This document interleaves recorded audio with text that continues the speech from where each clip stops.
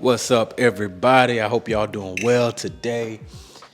I've been thinking about y'all. You know what I'm saying? Y'all know the purpose of this channel is to help y'all, give y'all advice based on things that I wish I known. That way, y'all don't have to go through it as well.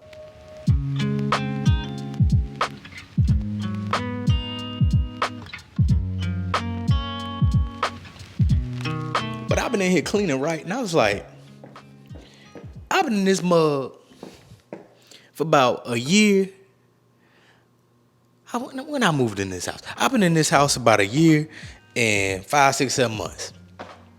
I was like, there's things that I wish I would have known before moving in here that nobody told me about. I wasn't privy to the information. So I know some of y'all might be looking to buy a house, purchase a home, town home, condo, whatever you're looking to purchase. I figured I'll just drop some gems for you all because some of the stuff I'm going to tell y'all, I'm put y'all on some game, you know what I'm saying? I got the wine on deck. This some red. I think this some Cabernet. What I got? Let me see what I had got up in here. I lied. This is Imperial Red. There you go. I bring it up close for you. So first thing first, I want to talk about HOA, right? When you get a home, you're going to have to deal with the HOA.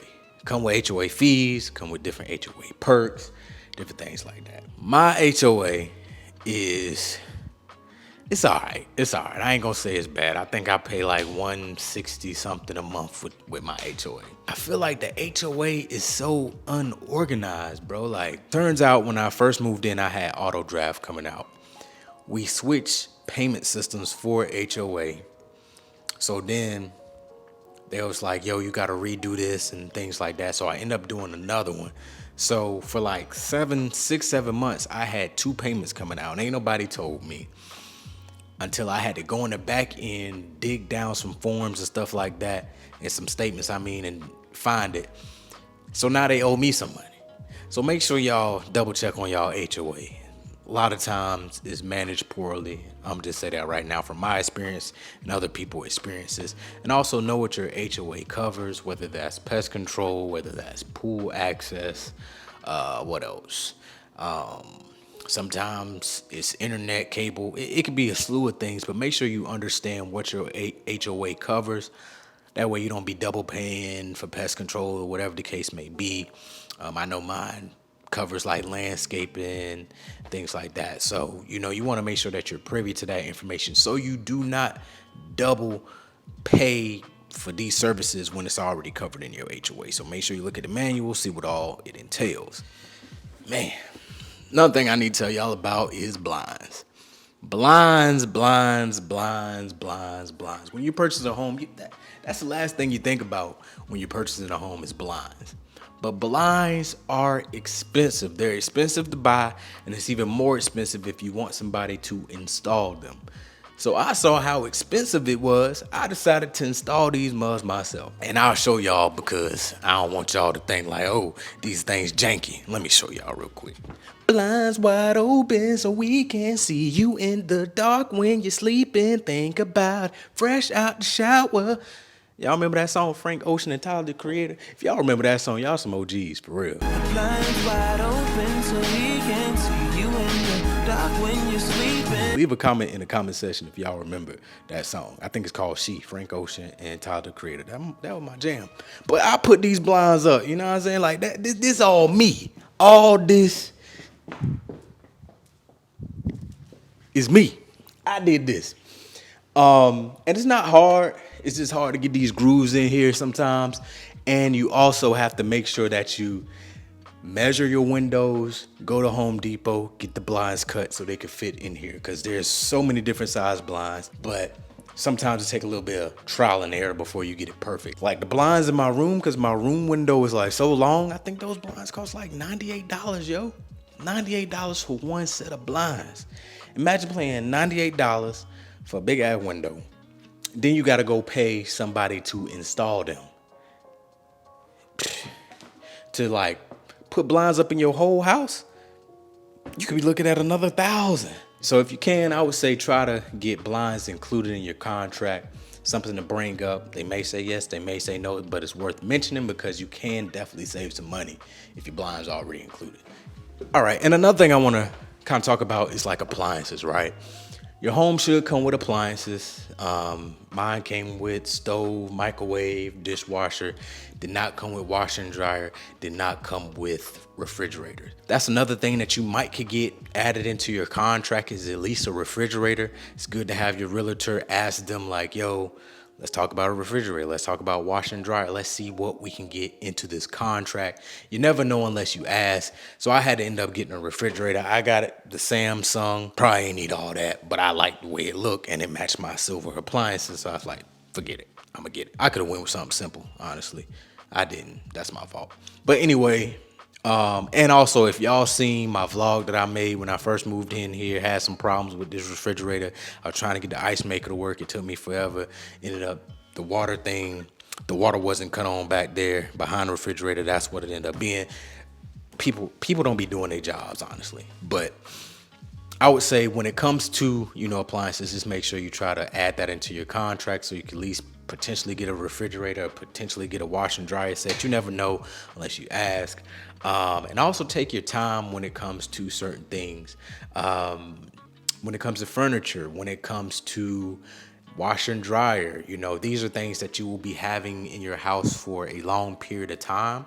And it's good to think it out, think it through, understand like, you don't want to make the mistake of having to move all this stuff in here and then change your mind about design, change your mind about the layout, changing your mind about the color and all that stuff. Like you want to make sure that you made well thought out decisions when it comes to your big items, bed, couch, tables, washer and dryer, refrigerator. Like you want to make sure that you take your time on those things because these are items that are bigger most likely, and it's more so of a hassle to sell them, get them out your house, buy something brand new. You might waste some money. You might, take an L on trying to resell it. Like, trust me, you want to take your time. Like my house is furnished now, but it didn't happen overnight.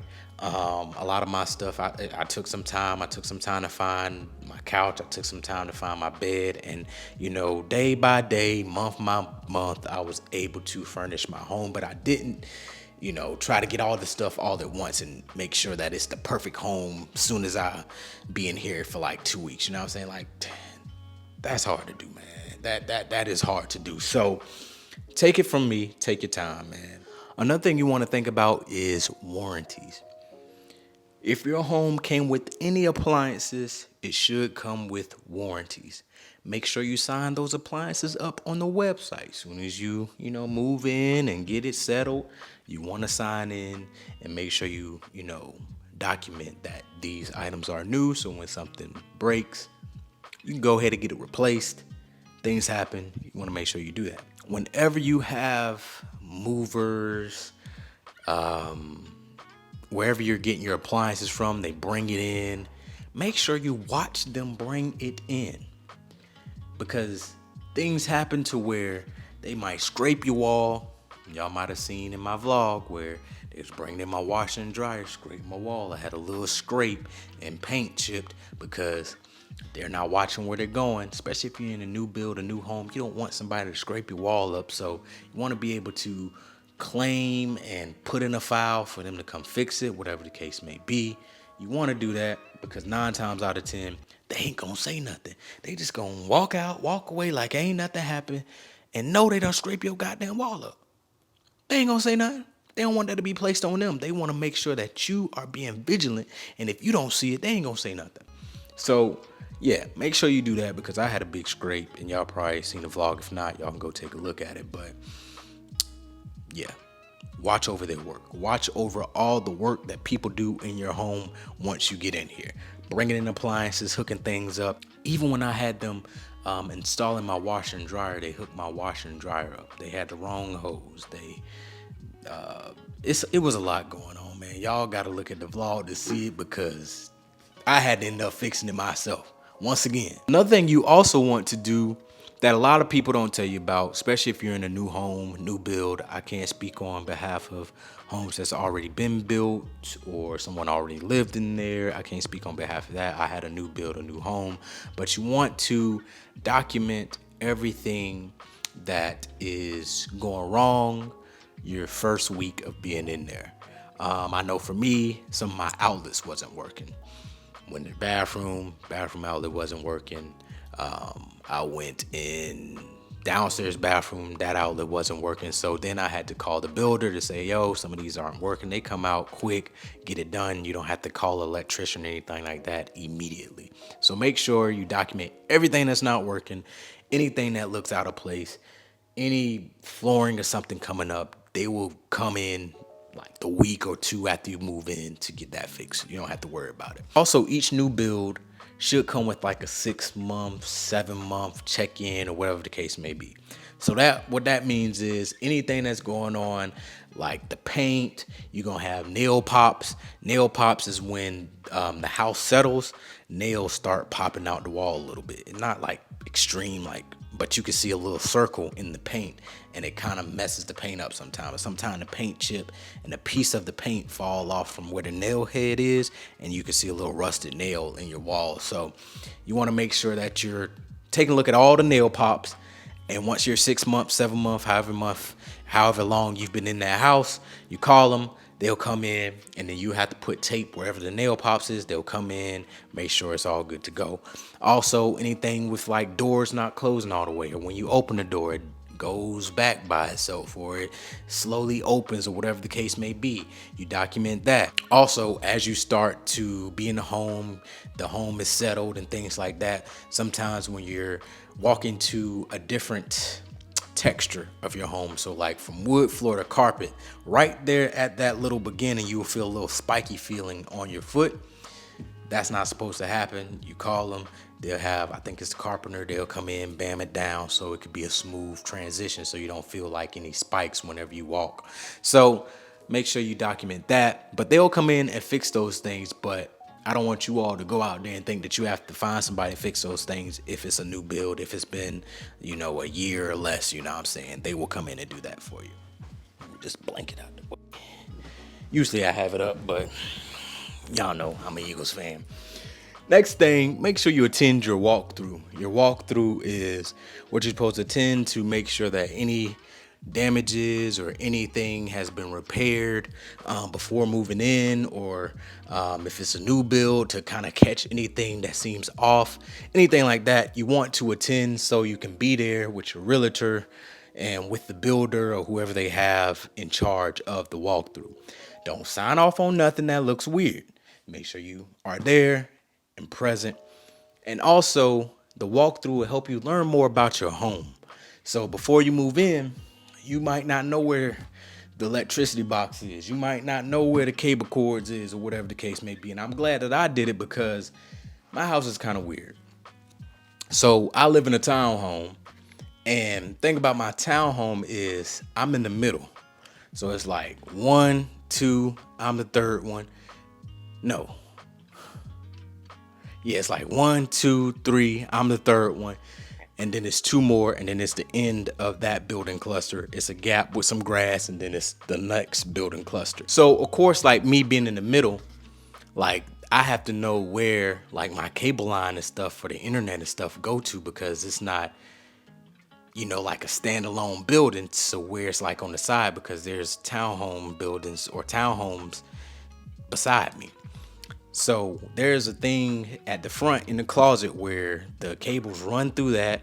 It goes through the garage, goes down through my garage, through somebody else's garage, through the next person's garage, and then it's a box on the outside of the last townhome that actually have my number on it as well, that the internet service people can get to.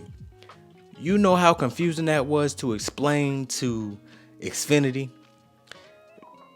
It was confusing because they was trying to drill a hole in my living room to set up a whole new box in my backyard when there already was a setup for it. And they was trying to tell me I ain't know what I was talking about. So I had to call the builder to explain it to them too, and they still was confused. They sent one person out there, they ain't knew what to do. They had sent a third person out there, and the third person knew exactly what to do after we done told them what to do.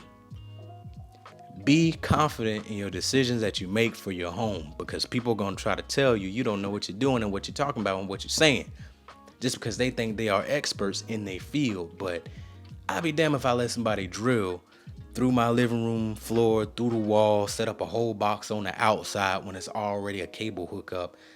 That's just a little bit different than what they're used to. Stick to what you know. Oh, I ain't sat on the floor in a long time in my room. I like my New Balance. Look at these, boy. I don't know if y'all can see these. Oh, there we go. The 550s. I love these bad boys.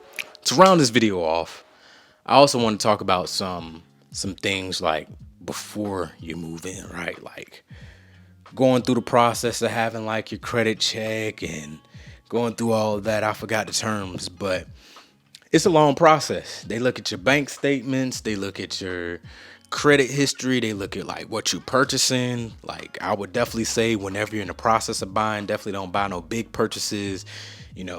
Hold out on those big purchases, cars, big purchases on your credit cards, hold out on those things.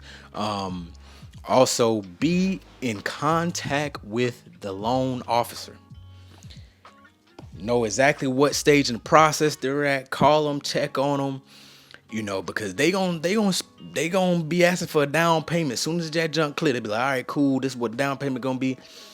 I like to ask for estimates, like what you think this might be, just so you can be prepared. Stay in contact with them loan officers and don't let them, talk you into nothing that you don't want to do. Also be cognizant of like your taxes. Do you have an escrow account that will cover the taxes, and then you just cover whatever the escrow doesn't count? Thankfully, I have an escrow, so my escrow, covers my yearly taxes. At least they take out a little bit of my mortgage for the escrow to go into that escrow account. That way, when it's tax time, I don't have to figure out how to get that money figured out. My escrow account already should have at least close to the amount that my taxes are due. If there's like $100 left over, $200 left over after the escrow pays, then I'm responsible for paying that. So make sure you understand, if you have an escrow, what those terms are, what the percentage is, things like that, because you don't want to wait till it's, you get this statement that you owe taxes on your home and you're like, dang, how am I gonna pay for this? And you gotta pay it out your pocket. Or you think about paying out your pocket, scrapping for money, and you actually have an escrow account and you don't got to worry about too much of it. So that's one thing. Also, make sure you have all your documents too. So W-2s, pass, employment, all that. Make sure you have that ready to go. And I'm trying to tell you this information so it could be easier for you to, have these documents when that time comes.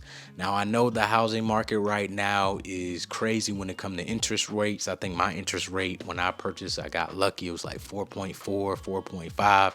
Now it's in the sevens, I think, or sixes, somewhere like that. So, take that into consideration too, whether it's the right time for you to buy a home, whether it's not.